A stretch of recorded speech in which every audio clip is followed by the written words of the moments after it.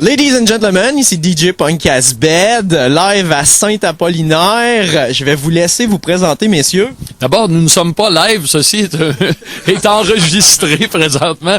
Alors, je suis mon oncle Serge et je suis également avec...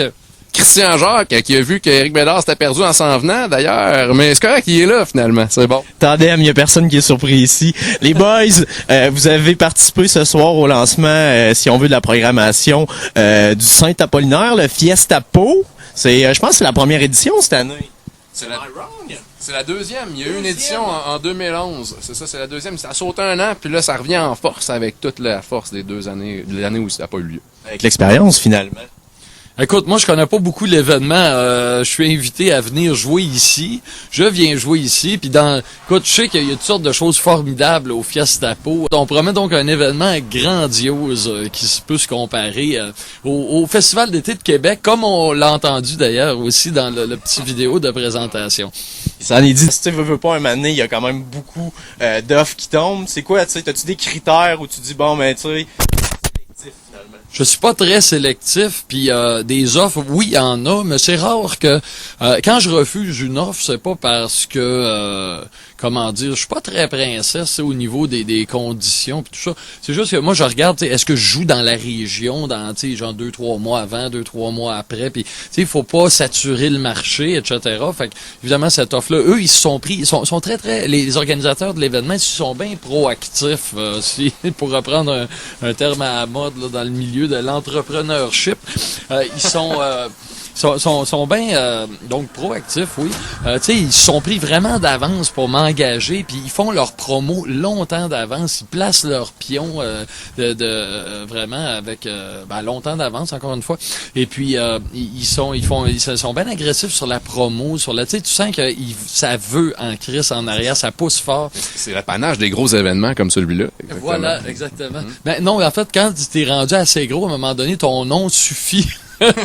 Fait que là, je pense que les autres, en fait, ils sentent, on sent qu'il y a une grosse volonté en arrière, un peu comme, pas quand tu commences à jouer de la musique au début, des fois tu veux au bout, là, petit pouce, puis tu t'es vraiment bandé bien dur. Fait que je sens qu'eux autres, ils sont, écoute, là, c'est ça qui m'écrit, là, quasiment 1 an à l'avance pour me demander de lui faire une capsule vidéo pour annoncer son événement. Il y en a pas des masses.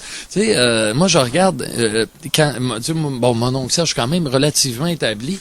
Puis, je joue sur quelques très gros festivals, comme je sais pas, les Francopholies, le Festival d'été de Québec ou du Stock en Beauce. Mais tous les festivals, je dirais, intermédiaires, là, justement, les affaires dont tu parlais tantôt, le Festival de la Galette, le Festival du Maringouin, le Festival du Break-à-Bro, je sais pas quoi. Je veux dire, moi, je suis pas là.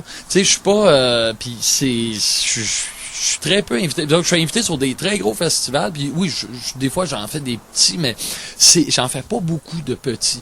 Par rapport au nombre qu'il y a pas beaucoup de gros, puis j'en fais pas mal. Puis il y a beaucoup de petits, puis j'en fais peu. Alors, voilà. Puis c'est souvent parce que les petits festivals, ils veulent avoir un contenu qui est rassembleur, qui est pour toute la famille, fait que, la musique punk rock, underground, puis surtout, puis moi, évidemment, avec mon contenu trash, mes paroles vulgaires, puis tout ça, c'est les gens, je trouve que j'ai pas ma place là. Alors, des festivals où je peux jouer, il y en a pas. C'est carré. Oui, je sais pas trop quoi dire. Faudrait que je revienne un peu sur tes prémices parce que je suis pas sûr de te suivre. Moi, en tout cas, tu disais que, aujourd'hui, les gens s'identifient pas, etc. Moi, je suis tombé dans un créneau qui est le métal il y a une dizaine d'années. Puis, dans ce créneau-là, les gens s'identifient beaucoup aux genres de musique. C'est pas juste les métalleux, c'est pas juste des gens qui écoutent du métal, c'est des gens qui achètent des t-shirts, ils sont très participatifs, ils veulent ils veulent s'identifier par leur apparence physique au style de musique qu'ils écoutent. Ils sont dévoués, puis sont fervents, puis ils veulent avoir une coiffure métal. Dans le métal, là, il y a quelques exceptions comme moi, là, qui ont, moi, je suis pas vraiment un métalleux non plus. Moi, je suis quand même une espèce de chansonnier qui a dérivé par là, mais bon, je regarde dans le métal, ce soit des cheveux rasés ou des cheveux longs, puis des t-shirts noirs de band, puis c'est quand même assez marqué au niveau de l'image. Fait que toi, quand tu disais dans ta prémisse, là, que, je sais pas, ou dans ta présentation, que, aujourd'hui, les gens s'identifient peut-être moins, etc. Peut-être dans d'autres styles que je connais moins, c'est vrai, mais chose certaine, moi, quand j'ai j'ai commencé à faire du métal, au niveau de la vente de produits dérivés, de t-shirts, de bebelles, de gugus, ça avait rien à voir avec ce que je vendais avant de faire du métal, c'est clair. On est peut-être un peu nostalgique à Québec d'une époque où le punk rock marchait beaucoup, puis on vendait des t-shirts, on vendait des disques, beaucoup en spectacle, puis les gens s'identifiaient, ils portaient les couleurs des bands, puis tout ça. Puis ça. Là, c'est un peu moins le cas, la scène est un peu moins vivante. Par contre, la scène métal est encore bien vivante, ça c'est sûr. Mais puis il y a bien de nos amis punk rockers qui maintenant s'identifient au métal, là, c'est ça aussi. En tout cas, moi, je suis né à une musique. Je sais pas si ça a déjà vraiment existé fort. Je pense que c'est quelque chose d'assez ado dans le fond. Ouais. À un moment donné, quand t'es jeune, tu as un besoin d'identité. Fait que toi, tu dis, toi, t'es un métalleux, t'es pas autre chose, t'es un pur et dur. Puis dans le fond, tu veux te convaincre que t'es ça, puis t'écoutes pas autre chose. Bon, mais moi, les métalleux que je connais, ils écoutent autre chose. Puis à la rigueur, sont même quasiment plus ouverts que d'autres personnes que je connais qui écoutent, à la rigueur de la musique un petit peu plus technique ou des trucs plus sophistiqués ou de la musique du Frank Zappa ou je ne sais quoi là, des trucs un petit peu plus la musique je dirais pas sentimentale, là, plus intellectuelle puis je dirais vraiment intellectuel. C'est pas, tu sais, il y a une musique qui peut être profonde, mais à charrier des émotions, tu sais, puis être poignante, puis il y a de la musique, tu sais, t'écoutes du Frank Zappa, c'est pas poignant, pas en tout, tu sais, il y a pas de, tu sais, c'est vraiment froid, c'est. Il y a une gang de personnes dans leur sous-sol à compter les temps, tu sais. C'est comme ça qu'ils trippent, eux autres, c'est ça. Il se dégage une espèce de nihilisme de tout ça, là, tu sais, qui est vraiment anti-romantique, là, tu sais, puis c'est ce qui manque. Surtout, tu sais, je veux dire, tu pognes des chansons que je fais, puis tu mets un texte en anglais dessus, ça rend ça, tu sais, avec des trucs comme I'm gonna kill you, yeah, tonight is the night, yeah, tu sais, puis ça rend ça complètement banal, tu sais. Fait que moi, moi, tu sais, l'accent a toujours été mis sur les paroles dans ce que je fais. Puis même des fois, quand c'est débile, quand tu sais, comme on regardait tantôt, il y avait le clip de Pas Pire qui passait, qui est épouvantable.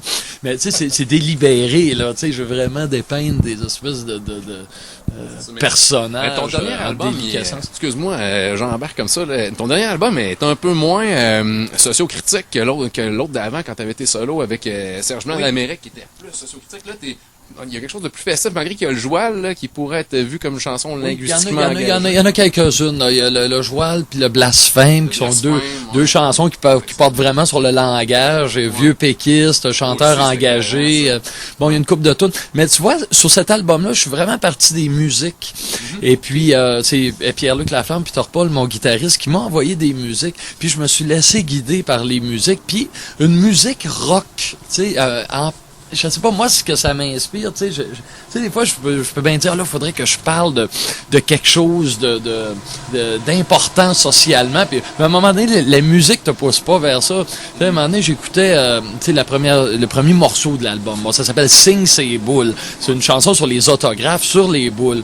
Puis quand j'entendais la tune, à un moment donné, écoute, j'ai eu le flash, Signe ses boules, tu sais, par-dessus cette musique-là, qui fait une espèce de musique de Motorhead, ou une musique qui pourrait être une musique à la rigueur, là, c'est plus compliqué que du AC/DC, mais quand même, c'est ce genre d'énergie-là qui se dégage de cette musique-là. Il y a quelque chose de Cro-Magnon. On a-tu un Jeff Jobin? Yes, je suis là. Man, ça va? Ben oui, toi. Yes! Mon Jeff, je vais te laisser présenter le festival Fiestapo, mon grand. Yes, tout d'abord, j'aimerais te remercier de ta présence le 26 janvier dernier pour le lancement de la programmation. Ça fut super cool de t'avoir sur place. Fiestapo, dans le fond, c'est un festival qu'on peut dire émergent dans la région de Binière à Saint-Apollinaire, qui va avoir lieu du 24 au 26 mai prochain, avec, comme tu l'as mentionné précédemment, mon oncle Serge et Christian Jacques, qui seront en prestation le vendredi, accompagné également de Marc Loisel et Nicolas Normando, membres fondateurs de Extérieur, qui sont devenus Acoustério. Donc, l'album Chien Blanc sera présenté en version acoustique, mandoline et guitare 2 voix. Pour ce qui est du samedi, ben on a Fiction in Motion, Midnight Romeo, qui sont 2 bandes pop-rock anglophones de Québec, très bons, qui sont allés à Toronto, qui vont à Toronto pour le Canadian Music Week au mois de mars.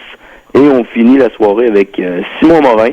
Oui, un gars de Star Academy, parce qu'on voulait plaire un peu à la communauté matante et jeune fille du coin, mais qui va faire un gros show rock avec du Rage Against the Machine, du Nirvana, du Foo Fighters. Donc, ça va rocker pas mal le samedi soir.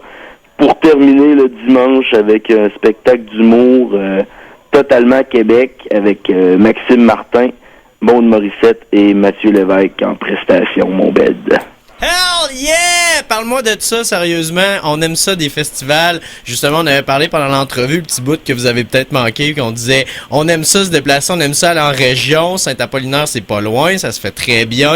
C'est le fun de découvrir le Québec à travers du monde qu'on adore, c'est-à-dire mon oncle Serge, Christian Jacques, et toute la panoplie de monde que t'as nommé, et pouvoir se déplacer de même, puis d'encourager du monde local, ben c'est le fun, c'est bon pour l'économie là-bas, c'est bon pour les artistes locaux, bien sûr. Puis c'est bon pour tout le monde parce que ça fait du bien pour les oreilles, man. Exact. Puis en passant, les billets sont déjà en pré-vente directement sur notre site internet.